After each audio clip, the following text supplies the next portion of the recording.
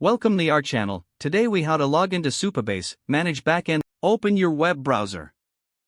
Navigate to the Supabase website by entering supabase.com in the address bar. Once the page loads, look for the login button in the top right corner. Click on the login button. You will be directed to the login page. Here, enter your email address associated with your Supabase account. After entering your email, input your password in the designated field. If you have forgotten your password, click on the Forgot Password link to reset it. Once your credentials are entered, click the Login button. If you've enabled two-factor authentication, follow the prompts to enter your verification code. After successfully logging in, you will be taken to your Supabase dashboard. Here, you can view your projects, manage databases, and configure your backend settings. Explore the dashboard to familiarize yourself with the various tools and options available. To manage a specific project, click on its name from the list displayed. You can now access the various features provided by Supabase to manage your databases.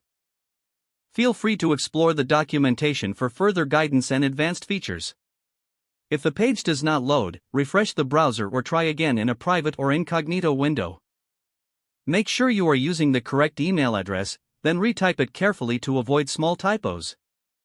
If your password is not accepted, use the reset option and create a new strong password you can remember. Check your spam folder for verification or security emails, then complete any requested confirmation steps.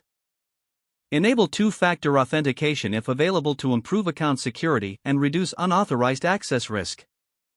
After signing in, review your profile details so your contact information and settings. If you see an error message, note it down and try again after restarting your device and internet connection. Log out when you finish, especially on shared devices, to keep your account and payment information secure. If the page does not load, refresh the browser or try again in a private or incognito window. Make sure you are using the correct email address, then retype it carefully to avoid small typos. If your password is not accepted, use the reset option and create a new strong password you can remember. Check your spam folder for verification or security emails, then complete any requested confirmation steps. Don't forget to like this video and subscribe to our channel for more step-by-step tech guides.